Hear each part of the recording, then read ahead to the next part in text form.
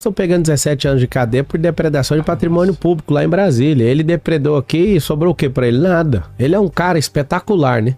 Eu estive presente no Conselho de Ética, olhando no olho dele, imaginando. Ele não vai fazer isso, ele não vai fazer isso. Ele enterrou todo o sonho dele. Enquanto eu estiver aqui, Boulos, mandar um recado pra você. Enquanto eu estiver na política, você nunca vai ser prefeito de São Paulo. Pode mudar pro interior e garantir seu sonho em outra cidade. Você não vai. Eu tô aqui por sua causa. Não vou deixar você vir com isso. O único prefeito do PSOL no Brasil tem 70% de rejeição. Vocês são canalhas, você é um pivete e você vai se ver comigo. Você falou que sonhou comigo, né? Que tá sonhando em debater comigo. Você vai ver seu grande dia. Você tava com 37% em maio e depois que a gente chegou aqui, você tá com um probleminha, né? Você não para de cair, você tá derretendo, comedor de açúcar. A gente tá fazendo um monte de gente que não sabe nem interpretar texto, nem fazer conta básica. E ensina Bhaskara pra um cara que não sabe fazer conta básica. Ou seja, que tanto de dinheiro jogado no lixo é esse, cara? A gente tem que ensinar as profissões do futuro para essas crianças desde pequeno. A gente tem que dar identidade esportiva. Você imagina a gente investir nesse dinheiro e fazer centros olímpicos. Imagina na quebrada ter um centro olímpico. E essas crianças, a gente tem que contar para elas, né, que não tem vaga de jogador de futebol para todo mundo. Eu tô falando em todas as comunidades. Eu falo, galera, é o seguinte, tem que bater real pra vocês. Eu jogo até uma bolinha com eles, vocês querem ser jogador, né? Não tem vaga. É mais fácil vocês estudar para medicina, vai passar mais fácil. Vocês têm que entender que a gente tem que empreender. A galera, não quer não. Então tá, vocês gostam do Neymar? Gosto. Você sabe que ele é o jogador mais rico do mundo hoje porque ele é empreendedor, né? Ele é empreendedor? Ele é empresário. Se ele fosse um jogador, ia ser igual um bando de derrotado, que já foi campeão mundial e não tem nada. Ele é empreendedor. Uma fala dessa, uma criança fala assim, Vila, eu quero ser empreendedor então. A gente tem que colocar sonho nas pessoas. A gente tem que educar as pessoas a sonhar, porque quem não tem sonho não quer saber do futuro, cara. Então você imagina. Por que a esquerda odeia empresa? Porque dá liberdade pra pessoa, cara. E educação financeira.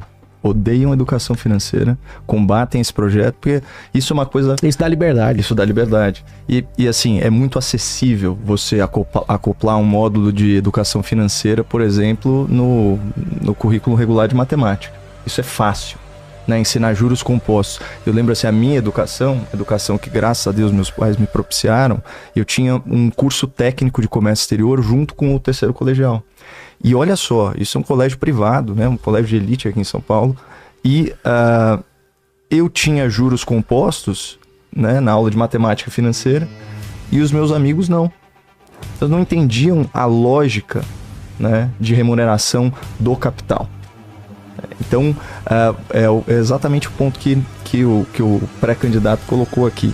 Que você coloca um teto para as pessoas se você trabalha só naquele modelo clássico, porque é aquela coisa, né? É um modelo pensado para educar o proletariado, né? Na verdade, você está qualificando a mão de obra até um certo ponto.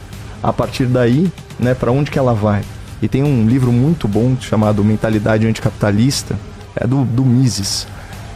E aí ele fica a discussão filosófica desse livro, né, uma série de ensaios, a partir do seguinte questionamento: por que nos países mais prósperos, que cresceram as suas economias com liberdade econômica, nas democracias liberais, principalmente europeias, por que a elite entretém ideias socialistas?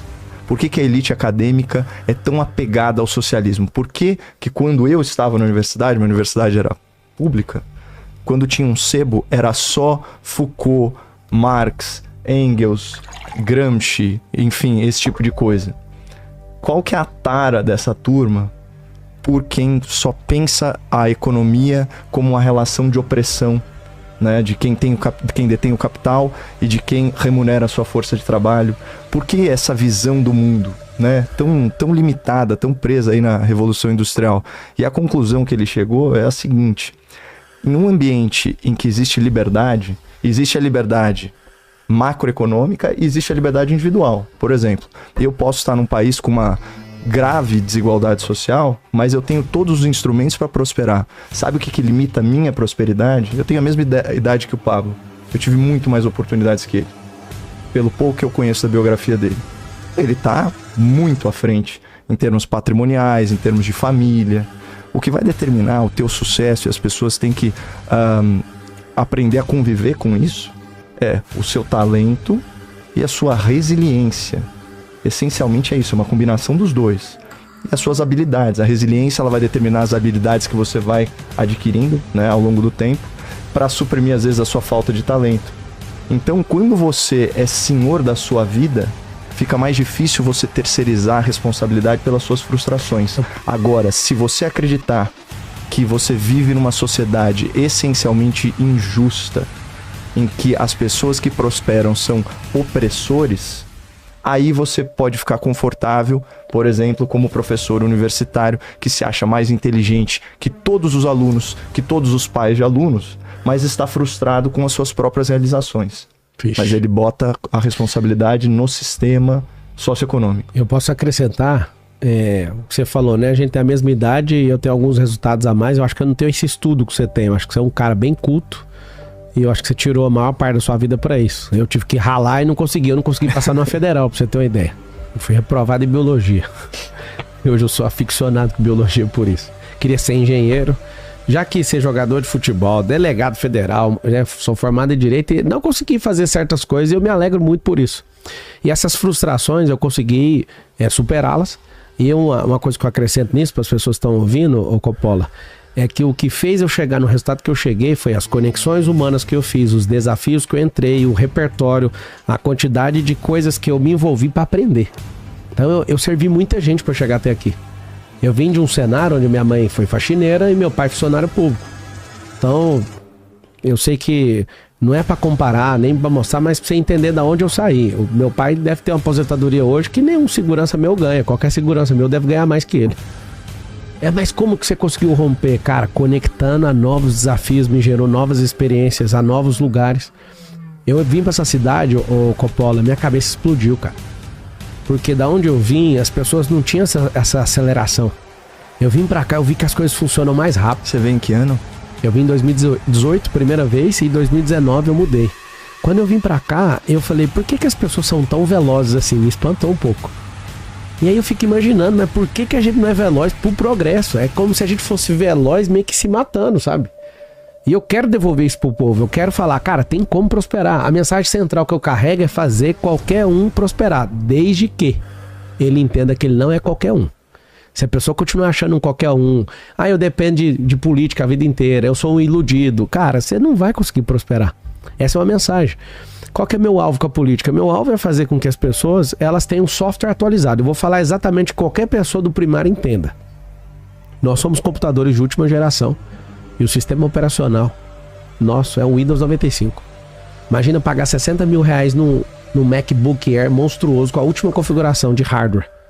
Só que aí o cara insiste em deixar um governo, deixar o Windows 95. Aí vai abrir as aplicações, vai lá, desfrute, não é compatível com esse sistema operacional. Aí o cara, não, eu quero ser rico, não é compatível com esse sistema operacional. Não, eu quero a liberdade, não é compatível com esse sistema operacional. Não, eu não quero esse, não é compatível. A única coisa que o cara precisa fazer é o quê? Mudar o sistema operacional. Então vamos colocar o último Windows? A sugestão é não. Vamos pôr o iOS da Apple? Não. Coloca o Linux, que tem um que chama Ubuntu, que foi feito por 10 mil programadores e as linhas de comando estão abertas para você editar do jeito que você quiser. Você consegue entender o que eu tô mandando de recado para você? Sei lá, se tem 40 mil pessoas aí assistindo, escreve assim, faz o M, moço. M de melhora, de mudança. Já aproveita que São Paulo... M de maduro. De maduro, alguém que amadureceu. Vem não, tio. Pra cima de mim não. Bem nessa. Aqui pra cima de mim não. Já aproveita que Marçal é uma pessoa que tá afim de ajudar, que tá afim de se lascar. Eu vou dar um desafio pra todos vocês. Vocês podem gostar de quem vocês quiserem. Nós somos 10 pré-candidatos à Prefeitura de São Paulo. Só tem um que tem alguma coisa a perder. Fala o nome dele, só um. O resto tudo é promoção, cara. Todo mundo quer ir. Nossa, eu vou ser prefeito. Atual prefeito. Cara, o que ele tem pra perder? Ele entrou lá de gaiato, ele não tem nenhum voto, entrou como vice. O que ele tem a perder? Ele tá lá sentado.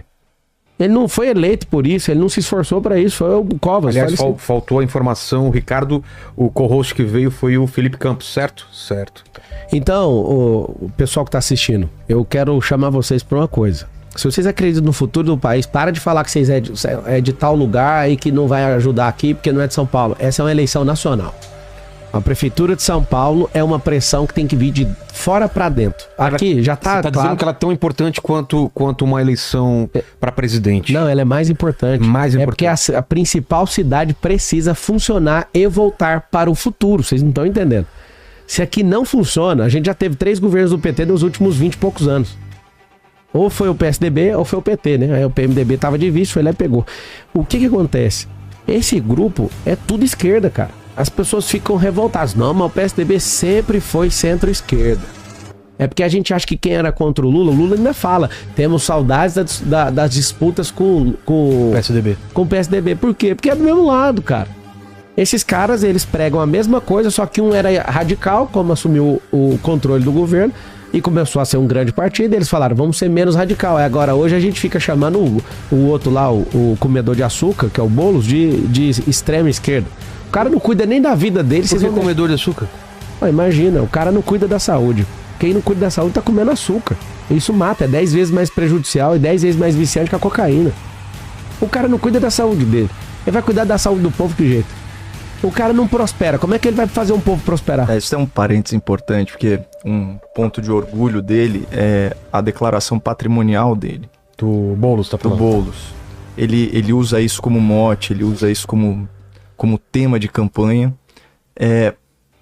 Porque é o caso de uma pessoa que nasceu na elite, com todas as oportunidades de se aprimorar intelectualmente, patrimonialmente, e ele faz força para parecer pobre. É um pobrismo mesmo.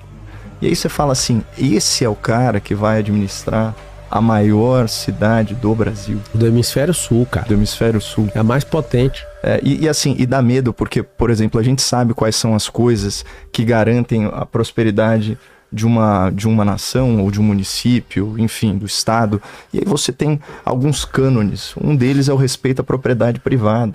Uma pessoa que alicerçou a sua trajetória pública, né, invadindo terrenos, invadindo prédios, colocando isso como uma forma legítima de lutar por um direito. A gente pode até questionar especulação imobiliária ou uso, né, de prédios públicos. Isso tudo é legítimo, mas quando você, de uma perspectiva egoísta, se sente no direito de ser ao mesmo tempo a vítima, a polícia e o juiz de uma situação concreta e transgride a lei, é óbvio que você está equivocado. Que é essa vergonha, né, da turma do MST, usando, principalmente aqui em São Paulo, usando bonezinho. As pessoas estão pegando 17 anos de cadeia por depredação de patrimônio público lá em Brasília. Ele depredou aqui e sobrou o que pra ele? Nada. Ele é um cara espetacular, né? Eu estive presente no Conselho de Ética, olhando no olho dele, imaginando, ele não vai fazer isso, ele não vai fazer isso. Ele enterrou todo o sonho dele. Enquanto eu estiver aqui, Boulos, mandar um recado pra você.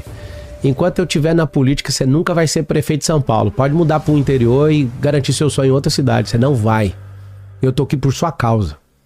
Não vou deixar você vir com isso. O único prefeito do PSOL no Brasil tem 70% de rejeição. Vocês são canalhas, você é um pivete e você vai se ver comigo. Você falou que sonhou comigo, né? Que tá sonhando em debater comigo. Você vai ver seu grande dia. Você tava com 37% em maio e depois que a gente chegou aqui, você tá com um probleminha, né? Você não para de cair, você tá derretendo, comedor de açúcar. Você passou pano pra aquela rachadinha do Janones. Você tá querendo me processar com 50 mil reais por algum motivo aí? Você quer que eu mande o cheque dividido pra você? É metade pra você, é metade pro Janones, seu passador de pano, de rachadinha.